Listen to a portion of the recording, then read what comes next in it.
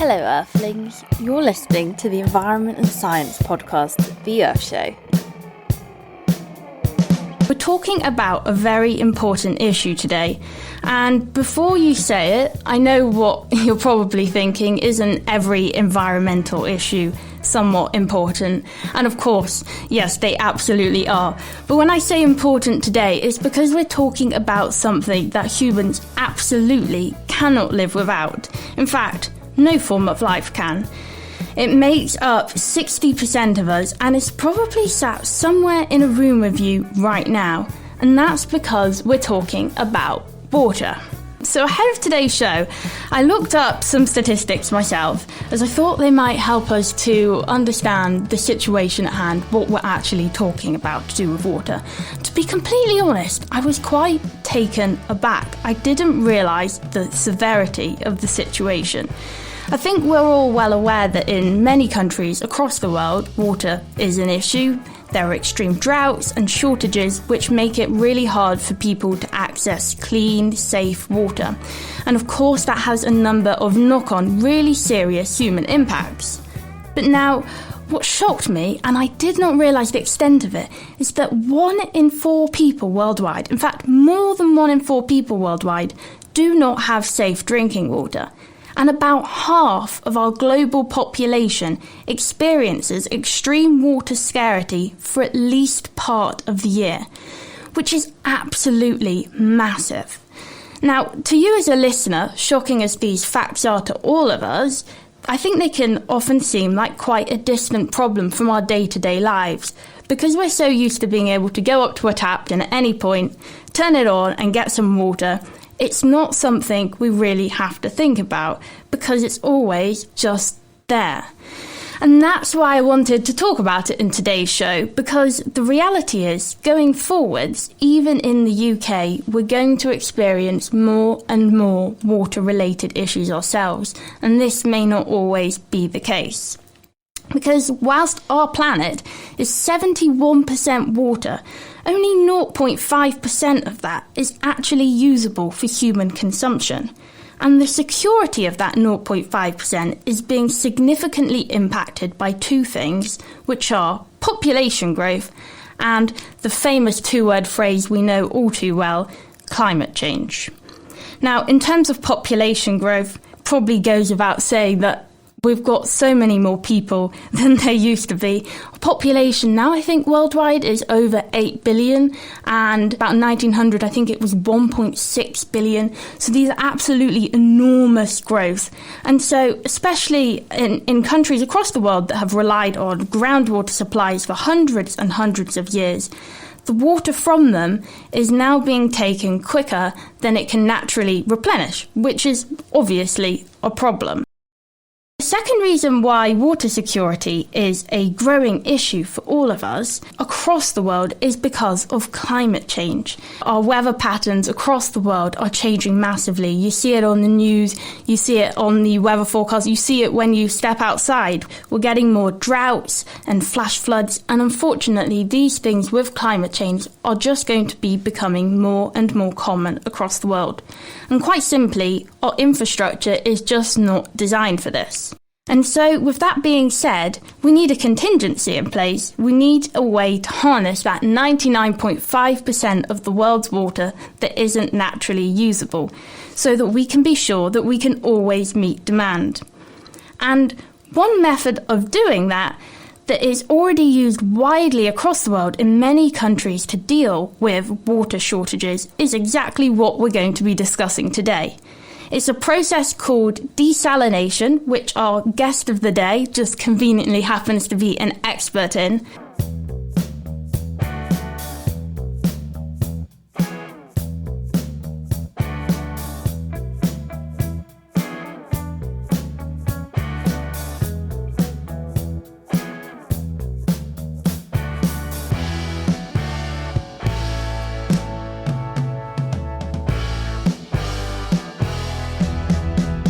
Welcome back to The Earth Show, and it's about time I introduce our wonderful guest expert today, Conor Kenny. Conor is a freelance chemical process engineer specialising in desalination and wastewater. He's worked for a variety of international consulting engineering companies as a technical advisor to international water utility project development companies, alongside acting as an expert witness for arbitration and court cases in the UK. Notably, he was involved in Project Jabal in Saudi Arabia, which is a desalination plant that produces 1 million metres cubed of water a day. And just to put that into context of how much water that is, that's suitable for up to 6.5 million people, which is absolutely massive. So I can't hold it off any longer, but to say thank you for joining us, Conor, and welcome to the show. Good morning, Elysia. Good morning to you too. Now, I mentioned just before the break then that desalination is something that's used across the world and it could provide us with a solution to water shortages. You're an expert in it. Go ahead, tell us what actually is desalination. How does it work? Well, it's taking the salt out of seawater. The main process of doing that, the current main process of doing that, is called reverse osmosis, where we pump the seawater to special membranes that allow the water to go through the membranes but hold back the salt. We allow about 40% to 50% of the water to go through the membranes. The salt gets held back, and the remaining 60% of the water carries away that salt as brine. And that's it. That's as simple as it is. What does it need to do to make it work? It needs pressure. It needs pumps that will push the seawater against those membranes to approximately 60 bar pressure, 60 to 70 bar pressure.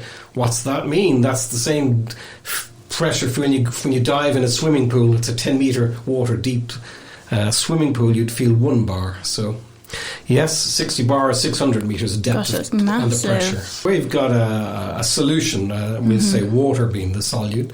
When you've got a solution, the solvent, and you've got a salt that's in there, and you've got a barrier between that and a solution of less concentration that has no salt in it, there's a tendency for the water to go from the side to try and dilute the concentrated solution.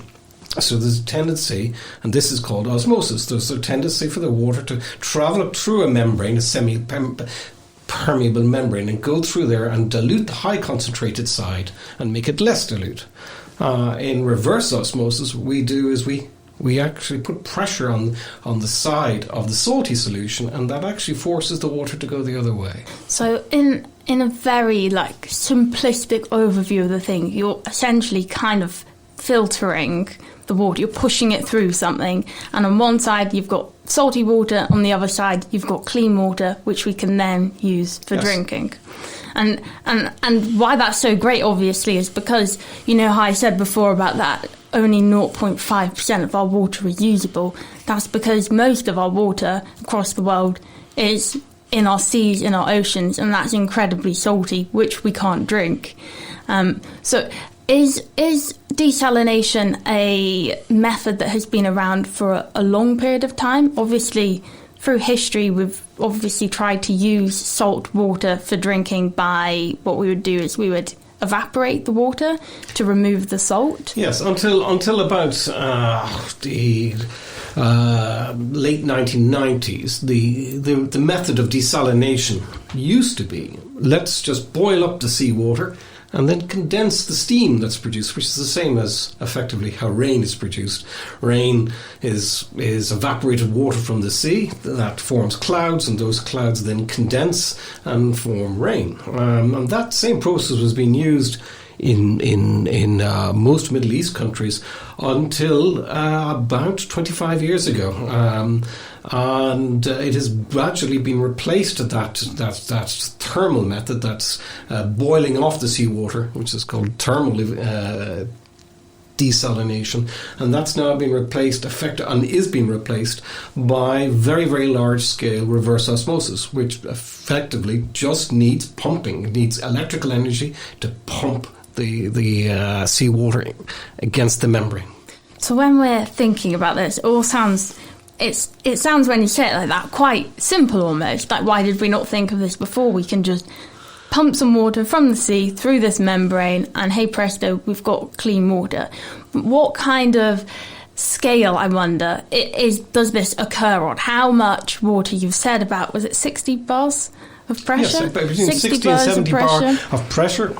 Between 60 and 70 bar for seawater of pressure required, and yes. What kind of scale are the machines that can produce this pressure that is pushing the water through? Well, the pumps that we deal with are on the largest scale pumps are now up to a size of 7 megawatts, that's 7,000 kilowatts of each pump.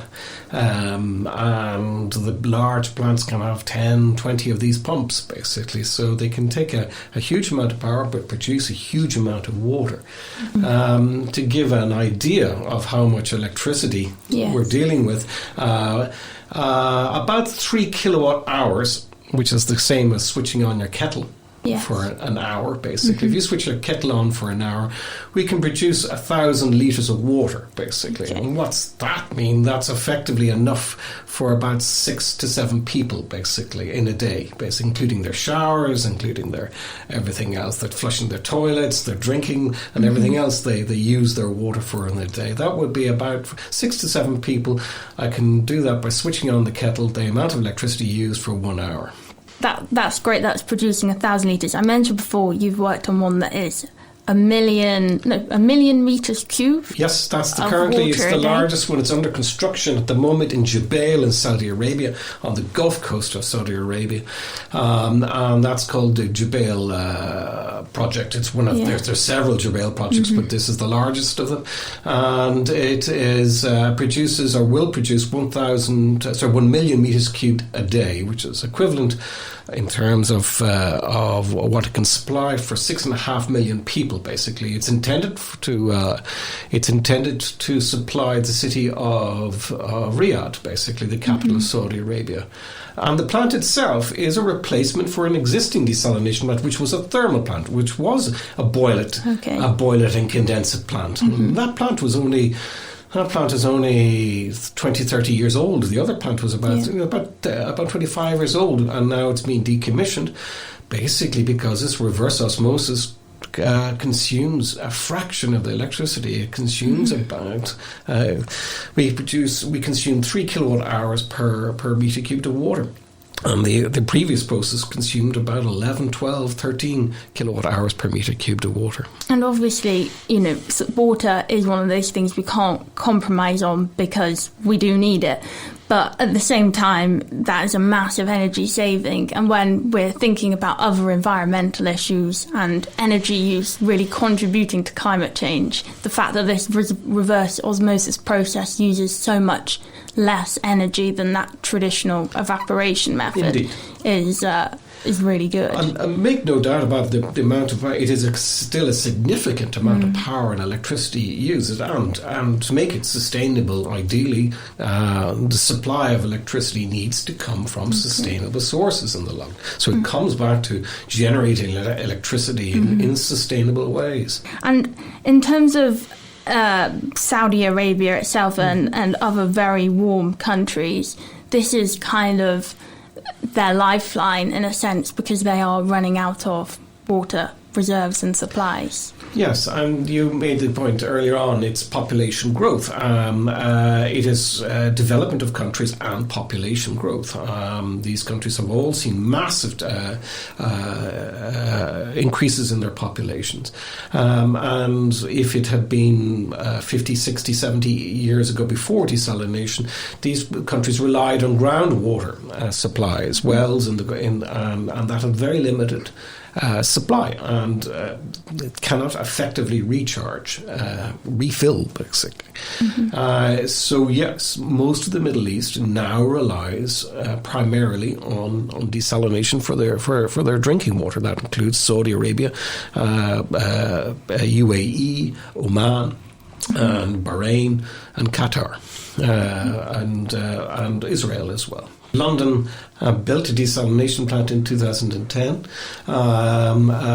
That has a capacity of 150,000 metres cubed a day. It is that plant in Beckton, it's called, in the Beckton plant. That's not quite full seawater desalination. It's taking water from the Thames estuary, basically. And we call that brackish water. It's kind of seawater mixed with river water.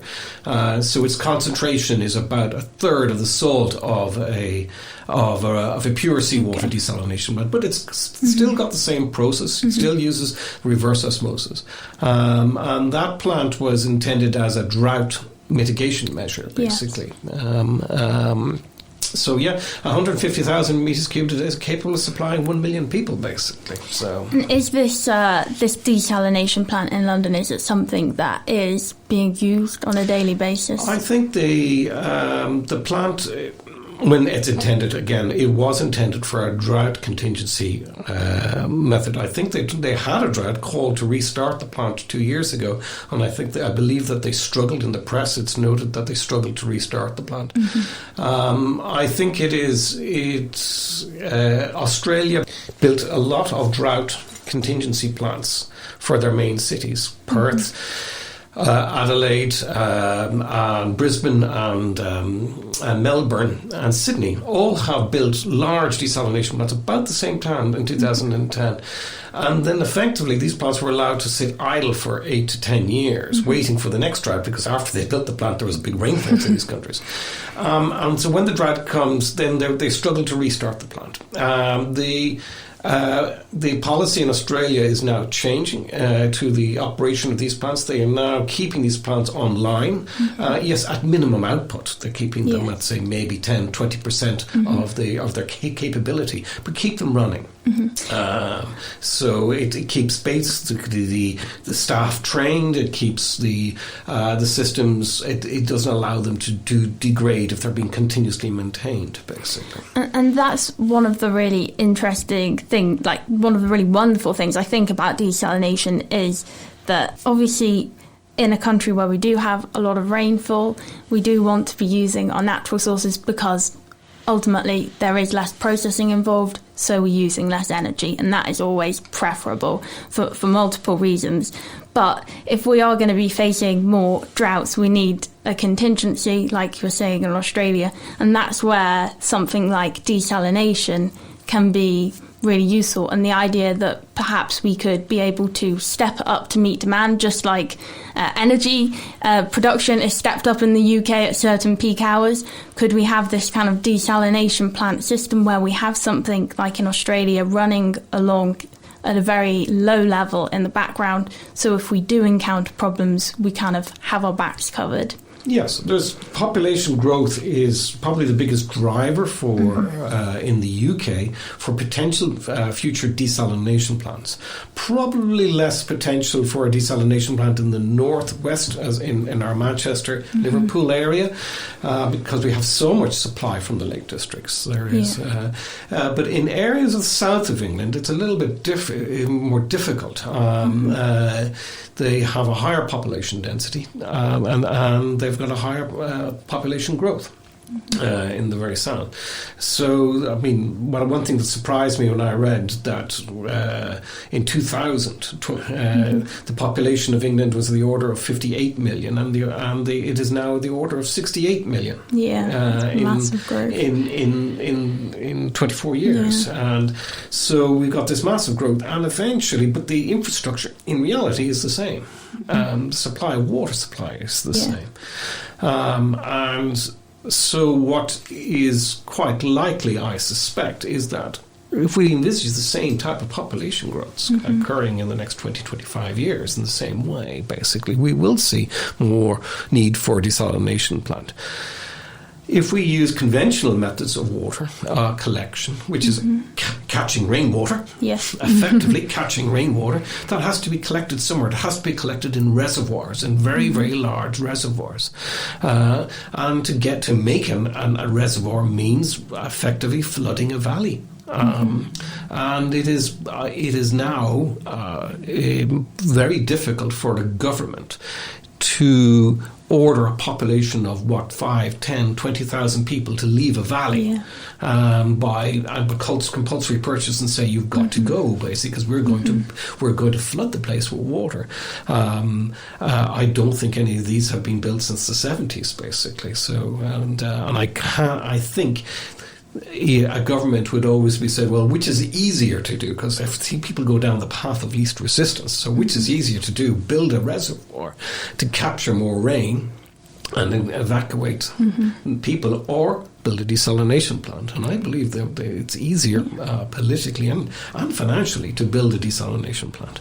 So it's looking much more likely in the future that we're going to have more than just that one desalination plant in London, that perhaps in order to deal with this population growth, we're going to have more desalination plants built. I know Cornwall is planning to build a 20,000 metres cubed of desalination place in a place called Parr in Cornwall in the next few years. And I would suspect that the other water utilities, I don't know for a fact, but I suspect the other water utilities are probably looking closely at desalination as a potential solution for improved quantities of water supply, whether in contingencies or as a base load supply. Not part of the UK, but Jersey Island has a desalination plant that it operates during drought period, and that is capable at the moment of supplying 10,400 metres cubed a day, basically. And they are considering expanding that plant. So in terms of like the potential for desalination to supply water to us, you've talked about the massive plant. Is there a limit to the amount of water a desalination plant could produce for people? Is there a limit to the number of people it could supply? Or is it something that, it literally can be built any size to sort any population? Well, if we consider, in my belief, the limitations aren't technical. So we already have plants being designed to supply, in a relatively small site as well, to supply 6.5 million people. That's in Jubail. There are there's another 3 projects in Jubail, each capable of 500,000 metres cubed a day. 2 other projects there capable of doing that. There is in Abu Dhabi, there's a plant called Tuila that is now operational. That's 909,000, again approximately 6 million it can supply. So yes, the scale of these, could you supply all of London, for example, with the desalination plant? Yep. Could do. What it would mean, build a plant on the coast and a desalination plant and pump it into the network system if they needed to. Yes, basically any country that has a coastline, that's access to the sea, is capable of building any scale desalination plant that they wish to supply their population to. And is desalination plant, I think probably a lot of people, when we're talking about why we need desalination plants, it's because we can no longer necessarily rely on our natural water system to provide us with the water we need. Is desalination a very reliable technique? Are there often issues with it, technical issues, anything like that? Or is it something that's reliable and can kind of run itself for a number of years without continually needing, like, for example, new membrane filters that you mentioned? Does it need replacement and things like that all the time, or can it just be left and trusted to do the job? No, it does require, a desalination plant has operational need and refurbishment need internally. The core part of the process is reverse osmosis, and these are done in membranes. These the special membranes that allow this separation of the salt water and the pure water. Those membranes need to have a lifespan of about somewhere of the order of about 5 years, and then they need to be replaced. Because of the extremely large scale of the desalination industry, those the cost of those membranes has become lower and lower year by year in real terms, and they are a commodity that has to be replaced to renew the plant, basically to keep it in full production. And there is also electricity. The plant needs electricity. And there are some chemicals used in the process as well, but very small amounts and diminishing. The more recent designing of the plant and thought on the designing of the plant is using less and less chemicals. It has become a philosophy of letting nature improve the feed quality for the reverse osmosis membranes. And that's a philosophy I've been following with my design and some of my colleagues. And so our plants are now using tiny amounts of chemicals, if any at all, basically. So yes, there is. We can go to any size plant. When you say chemicals, what kind of chemicals are we talking about there? The chemicals that they are. The process we talked about the process of desalination is pushing the seawater to these membranes. The membranes themselves are extremely sensitive, basically, to contamination by solids, by everything else. Yeah. So the processes that we use for the pre-treatment to make the water suitable for those membranes is exactly the same process as we use in water treatment works, basically. That we take water from the rivers, from the Lake District and from the Thames and from everywhere else. We take the water from these sources and we take out the solids. We do a lot of work to take out the solids that's in that. The sand, silt, particles, clay that are suspended solids.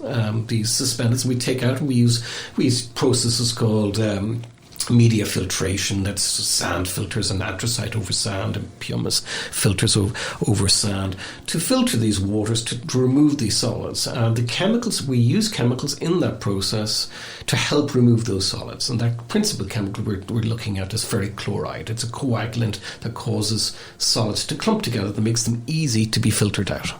But it's been realized in recent years is that actually nature has an interesting habit. If you allow these filters to become quite biological, they will filter out the bacteria themselves. Will filter out a lot of these solids, basically, interesting. Which has become very interesting. And so instead of using the quantities of chemicals people are realizing that are required, are a fraction of what people were putting into these plants even 20 years ago. So the other principal chemical is antiscalant. Because we're concentrating seawater to twice its concentration in these membranes, as we take out the water, it becomes more and more what's left behind becomes more and more concentrated. The brine then becomes supersaturated with calcium carbonate, one of the salt elements. And that calcium carbonate, as a will try to precipitate as a scale, like you see in a kettle. It's the same material. In London, we don't get it in the northwest because we've got very, very low calcium in our water in the northwest. But in places like London, you will see that they have. If you boil your kettle there, you will see white scale. That calcium carbonate scale is something we have to prevent that forming in our own membranes by adding what's called antiscalant chemicals. But again, as the industry is developing, that is beginning to get eliminated as well. So that actually leads me to a question I have just thought of. Obviously, you've just said about the calcium carbonate build up, and that's made me think about the difference in water taste wherever we go in the UK. I mean, I know certainly I do not like the taste of water from London. It does not taste as nice at all. And I guess my question is, this desalinated water, is it going to taste different if we begin using this in the UK to what we're used to? And could that produce problems? Because people have kind of a standard of the taste of water, even though you think of it as quite a neutral thing. Everybody from where they come from refers to their water as the best water, right? They just get used to what their supply is. And very interestingly, I mean, I'm from Manchester, so here I've lived here for 25 years of my life, so I consider the water up here excellent. Right? I think it tastes the best. It's definitely the best. I consider it tastes. There's no doubt about it. The water here is the best. And really, because our water is coming from the Lake District, basically, which is effectively gathering of rainwater, basically, that has condensed, and that rainwater has very little salt in it and doesn't pick up much salt from the ground. Our water is very similar to a desalinated water plant's water, very similar in terms of its chemical nature, extremely low in calcium, basically, right? And very low in magnesium salts. We have very low salts in our water. Hence, we don't scale our kettles. But the people do get. And what's interesting for me was I've seen in places where we've changed a water supply to desalination water supply, and there can be complaints because people say the water tastes different. Yeah. And I've seen one country in Africa where we changed the water supply, and they had a very contaminated water that was coming from a well-known river, and that river had lots of metal pollution in it from mining, from gold mining, and there was huge amounts of contamination in that river. But we changed the nature of the supply to a pure desalinated water supply, and there was a change of taste, and people started to say, there's a change in taste, what's going on here, basically. And there was a change of taste. But it was actually better. It was 10 times, and we proved this was an extremely better source of water and safer source than had been provided before. But I guess the challenge is you don't want to change the water so people are unhappy with it, and then they start to go to things like bottled water, which we all know is not good at all because it's all that plastic. Yes. So I guess there's you've got to, even though in that case the water was far better quality, you've got to play to the people who are drinking it. When the water comes out of when the water leaves the RO membranes, there is very, very little calcium and magnesium salts remaining behind. So most of the desalination plants I work on have a post-treatment plant through which they filter it through calcium carbonate filters the water and add some carbon dioxide, and that dissolves some calcium carbonate into the water, basically. And it gives it that taste. Flavor. But it's there also to make it less aggressive to concrete or to metals as well. So to the infrastructure that is transporting it. Well, I actually think that sounds quite good. If the South did get a desalination plant, they could have nice water like us if it's got less calcium carbonate in it. They probably complain. Because the water has taste has changed. To be fair, though, we could tune it to make it as hard as their water if they wanted. Like you wanted to scale, we can put enough calcium carbonate to make it scale. To be fair though, it would save them. I know lots of soap and things like that. You have to use more soap, the more calcium carbonate. And also, I think they still prefer the water up here. I think so. Well, I hope most people. If they're wise, they will. If they're wise, they will. But there's also health benefits of different types of waters, and I don't know the specifics of this, but I know certain areas add things to water, don't they? Obviously, there's a lot that goes into thinking about what's added and when, and there's obviously an ethical debate, and that is a whole other issue itself, and I guess that comes into all water treatment across the world. But I think we should probably go back and think about some of the environmental impacts if we do switch to desalination. But before we do, let's take a quick break. We'll be back soon.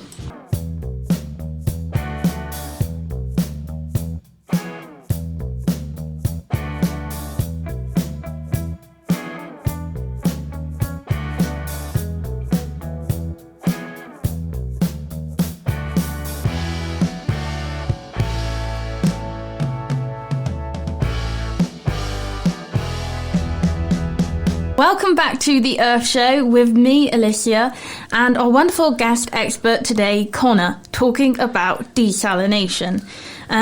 Before the break, we were going through what desalination actually was. And actually, we covered an awful lot of ground about all different kinds of things to do with the scale it works at, how it can be utilised, what the process actually involves.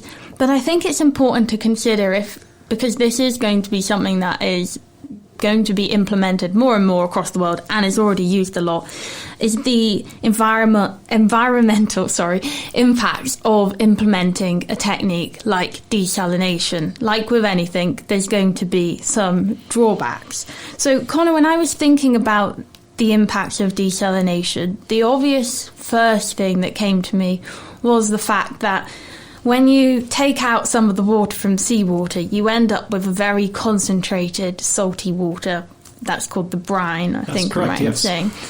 What happens to this brine? Because my perception of that was, I think, if it's going into our natural ecosystem, that could disrupt it perhaps. That could have a negative impact on aquatic life. Absolutely right. If a plant is badly designed and there is bad consideration of the brine disposal, then what we can have is very negative impacts in the environment. And those negative impacts being principally the effect of osmosis. If we put something back into the sea that's twice as salty as the seawater, basically, and it hits biological things, those then cause osmotic problems because, as we say, water tries to go from solutions of low concentration to places where there's high concentration. So we can cause problems with biological processes with osmotic shocks because of different salt and brine being disposed. The key is, and this is, I've studied very heavily on this work, and I've done a huge amount of personal work in this, in surveys of plants in the seas in different countries myself, and studying this issue on how can we make this sustainable. The key is, number one, is make sure that the salt, what we're returning to the sea is in fact brine, is salt water brine. Without chemical contamination, without other stuff being added to it, like chlorine, as little antiscalant as possible, as little iron coagulants as possible, a little anything else chemicals as possible. So what returned to the sea, what came from the sea, basically, So the salts, and then to prevent the osmotic shock issue is to ensure that brine is extremely rapidly dispersed in the sea by using high velocity diffusers on the outfalls. And what we can effectively do is we can cause that brine within 50 metres to 100 metres from those diffusers to return to the concentration slightly above the ambient of well below the protection level that's required for all of the sea life, basically. The seagrasses, coral. I even studied getting how close we can do and be effective to make it that we can protect coral, for example, in most sensitive areas in the Gulf of Aqaba. So yes, effectively get this brine as clean as possible, chemically free, and of other contaminants, and then ensure it's dispersed extremely rapidly, which can be done. So it's very important, I guess, with that being said, that the companies, the countries that are building these desalination plants are responsible, and they do consider that. And are there any international laws in place that have regulations in order to protect these very important areas? Countries have treaties between other countries, and there are some environmental conventions set up, but they tend to be relatively weak in the area of desalination in reality.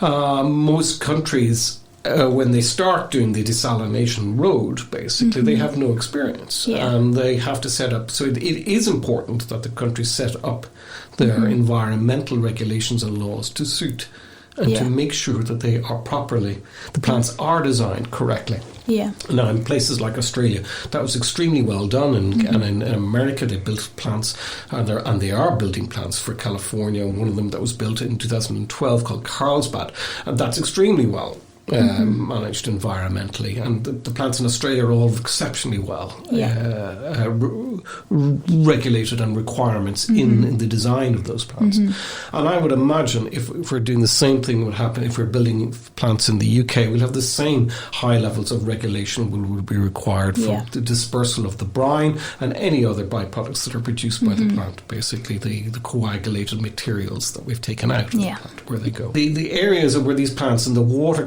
these seabed characteristics are different in the different locations in the world.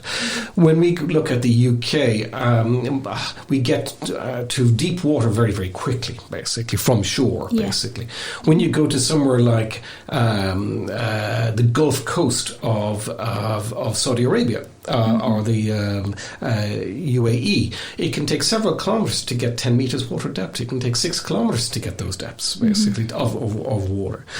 However, with a properly designed desalination plant brine disposal system, with diffused properly, we don't rely on the waves to do the dispersion of the brine. We don't rely on the currents of the sea. What we're relying on is the design of a jet diffuser that causes ambient seawater to be rapidly mixed in with the brine very, very fast by effectively turbulence. It's like stirring your cup, basically, with your tea and your sugar and a rapid stir. We do that with a velocity jet, basically, of the brine leaving these diffusers. It entrains and pulls in surrounding seawater fast into it. Okay, so that definitely answers my question about how that brine is dealt with, because it's obviously very important that we do deal with it. The other big environmental challenge, I guess, of desalination is the fact that it's going to be using more energy, something we touched on before, than if you are just sourcing it from natural sources, from rainwater, because you've got that extra process involved and it's requiring large amounts of pressure, which obviously needs a lot of energy to be able to achieve.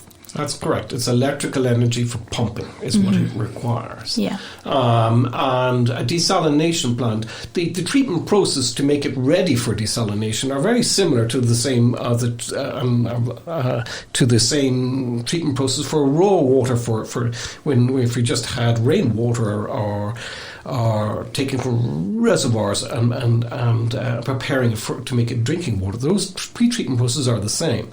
So the desalination is adding energy on top of that. Yeah. Overall, the requirement for electricity for a desalination RO plant from seawater is about twice to 2.5 times that of a drinking water plant, which doesn't use desalination. But electricity and how much has to be taken into perspective of how much that is. An example I would give is we use 150 litres per person per day average. That's a sizing parameter that's used as a typical average. And basically an electric shower operating for 4 minutes or 3 minutes itself will produce that amount of electricity used in an electric shower that somebody getting the water is the same to produce that same amount of water. And I don't think we always realise, just in general, how much energy the water industry uses a year. I read a statistic that 4% of the world's electricity is used for water. It uses a lot more than we realise. And so, it's obviously a really important thing, because we can't go without water. We can't compromise on not producing the water. We're going to have to use processes like desalination. But I guess that's why it's really important we look at where our energy is sourced to provide those plants with the electrical energy they need. So looking towards greener sources of energy, not those traditional coal, oil setups. The source of electricity is, and I think as we change in the next 20 years, we will see, my personal view is we'll see the same rapid change in energy production and storage as we saw with the iPhone and the internet, basically, and those changes in the last 40 years, basically. Those, and I suspect what we'll see is very, very efficient battery storage at utility levels, and therefore making more sustainable wind energy, more sustainable solar PV, basically, on a larger scale, even in the UK.